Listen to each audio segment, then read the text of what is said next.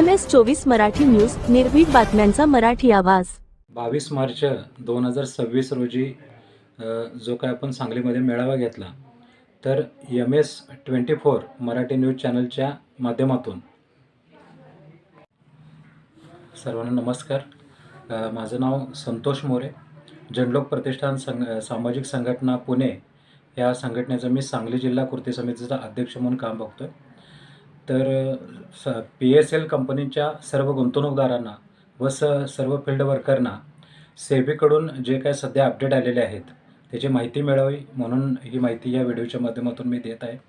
तर हे अपडेट असे आहेत की ज्या गुंतवणूकदारांनी 2019 साली सेबीच्या पोर्टलवर ऑनलाईन आपला क्लेम सादर केला होता, तर त्या सर्व गुंतवणूकदारांनी सेबीच्या पोर्टलवर आपल्या पॉलिसीचा स्टेटस चेक करावा व ज्यांचे बँक डिटेल चुकीचे झाले आहे किंवा ज्याला एडिट क्लेम ॲप्लिकेशन दाखवत आहे असे गुंतवणूकदार 7 मे ते 6 ऑगस्ट 2026 या दरम्यान आपले बँक डिटेल बदलून परत पाठवू शकतात. तरी मी सर्व गुंतवणूकदारांना आवाहन करतो की तुम्ही जनलोक संघटनेच्या माध्यमातून जे काही मदत केंद्र चालू आहेत अशा मदत केंद्रामध्ये तुम्ही तुमची PSL कंपनीची डॉक्युमेंट घेऊन भेटावे व आपले बँक डिटेल दुरुस्त करून घ्यावे.